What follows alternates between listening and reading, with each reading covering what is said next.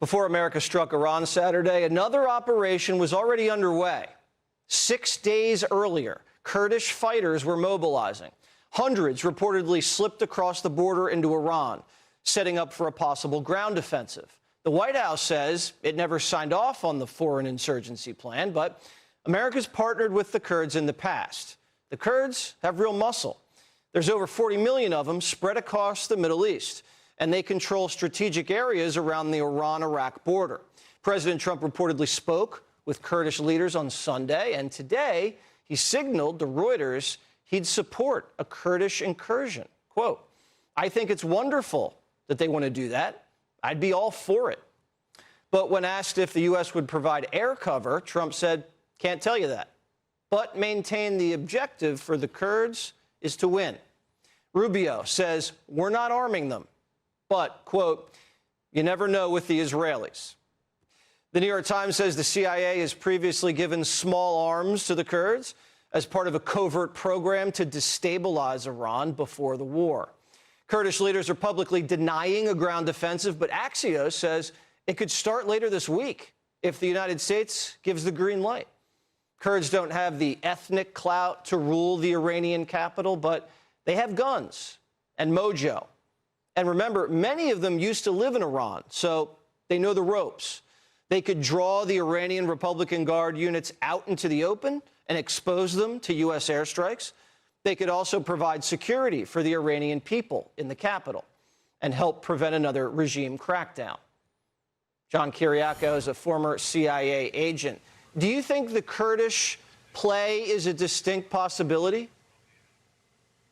Oh, I would say the chances are 100%.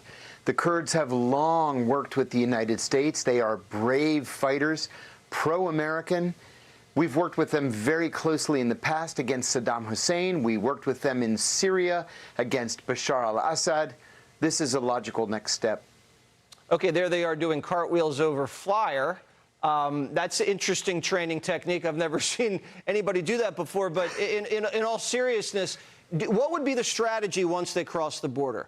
To draw the Iranian units out, to go straight to the capital? Is it a decoy? Is it security? What would their role be?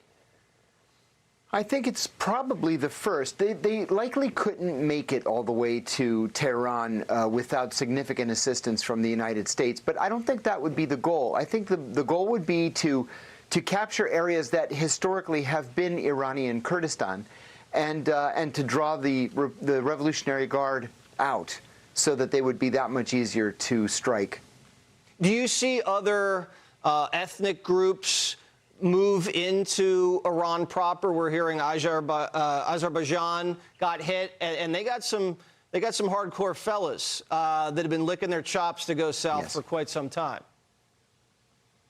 They do. And, you know, one thing most people don't know, I think, is that there's the country of Azerbaijan, and then there's an Iranian province of Azerbaijan, and they're, of course, ethnically closely related.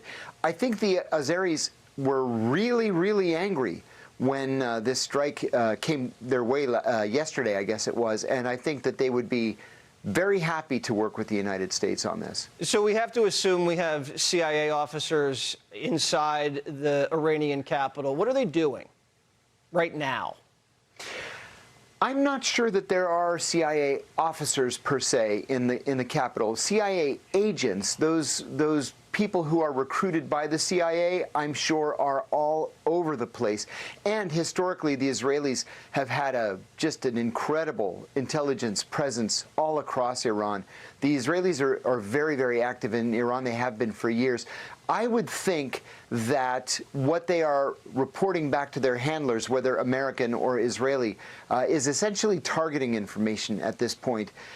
We would want to know, as the Israelis would want to know, where the remaining generals live, for example, whether they're going to work, and if they go to work, where is that work located? Who's running the country? Who's exposed and might be liable for an attack? I think it's all about the targeting. All right, so right now we're still in targeting phase. Are they also juggling supporting popular uprising phase? When does that transition occur? Well, if the Israeli media are to be believed, the Israelis have been on this issue like white on rice. That the Israelis have taken credit, frankly, for the popular uprising that we saw begin several weeks ago, maybe a month ago. The Israelis have people on the ground. The Israelis are happy to spend the money. The Israelis are working with the Mujahideen Khalq, the MEK, to get people into the streets. I think we'll be seeing a lot more of that as the targeting becomes more and more fulsome and successful. Okay. It's an exciting time to be alive. That's an understatement. John, thank you so much for your expertise. Be sure to like and subscribe for all the Fox News latest on YouTube and catch full shows streaming now on Fox One.